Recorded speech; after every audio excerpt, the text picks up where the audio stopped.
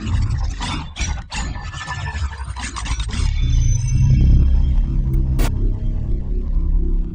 what's up everyone? This is Chris from WearTesters.com. Today we have the performance review on the Air Jordan 29. So with that being said, let's go ahead and get right into it.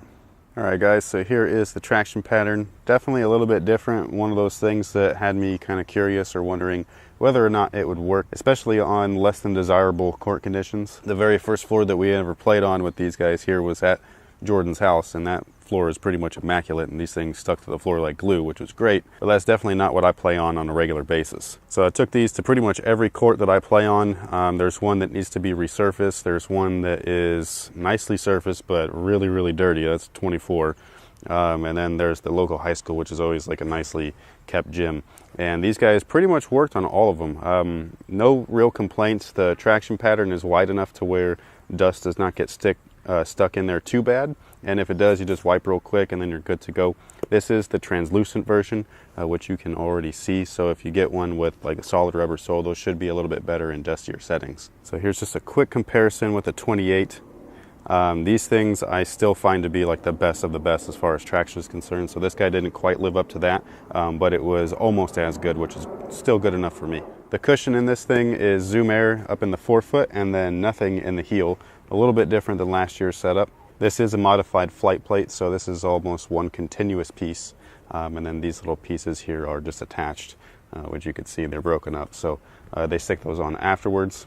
And they've also switched around the placement of the zoom unit from last year's version, which is here, and this offers just better flexibility. It moves with your foot a little bit more, and these things also had a higher chance of popping. I never popped mine personally, but I've had friends that popped the heel, the forefoot, both, and this guy here has had no issues whatsoever. As far as how it feels, it's not as pronounced as the original. It doesn't stick out as much. These things were recessed back into the shoe a few millimeters, so it makes that kind of bouncy feeling that the original flight plate would give you a little less noticeable, but overall they're still really comfortable, still the best zoom setup to date. And this is something where I actually prefer this version because I'm not teetering off the ground a little bit, so I have nothing to really get used to. I just kind of lace them up and then I'm good to go. A lot of people are concerned with the heel. For me personally, it's just not an issue. I think that they're really comfortable. The foam that they use, I believe, is just regular Phylon, but it does feel good underfoot. And then right underneath your strike zone, they have corded out a little bit, similar to a running shoe. So when you do have that strike happen on the court, you're getting some compression there, which feels good. It feels almost like Zoom, but not Zoom. And with the original flight plate setup, you can see that it's just completely decoupled here, which is awesome for range of motion. But one of the things that people would complain about when they do heel strike is that because the two pieces are separate, that you kind of bow down with the pressure here.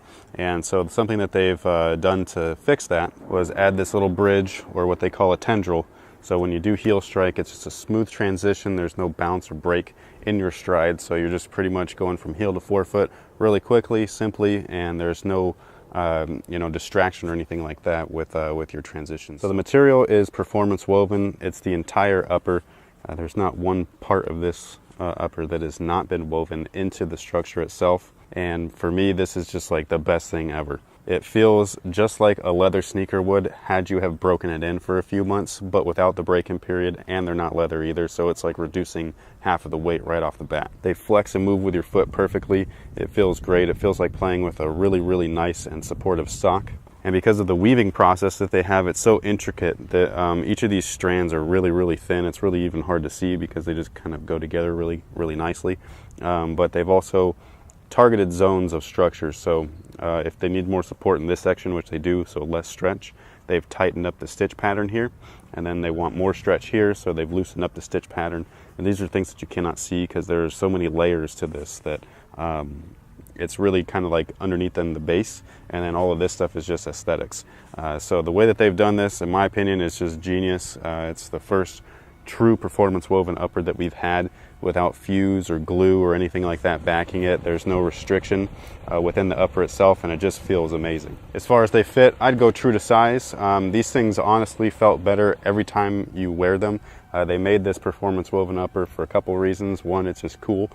Two, they're able to do exactly what they want with it while they're making it. So like I was saying earlier, stitch in those certain structural zones. And then three, you're able to use one last, and it's supposed to be able to wrap around to anyone's foot shape because it is a woven upper. So if you have wide foot, narrow foot, whatever it might be, these things are supposed to be able to cater to you no problem. As far as lockdown is concerned, they have kind of their version of Flywire. It's these little lacing systems here, and they go throughout the midfoot, and then they go down and they're attached to the base of the shoe. So when you lace everything up, it just kind of tightens up and keeps your foot onto the footbed there, which is really awesome. And then the heel of the shoe basically is built fairly traditionally, even though it is performance woven. There is still a heel cup in the back. It's not anything crazy. It's not like carbon fiber or anything like that, but it does its job and it does it well. So the ventilation is probably their one downside. You do get a little bit of airflow throughout this just because it is a woven upper, but the downside of that is that it's also fabric, so it's just kind of absorbing more moisture than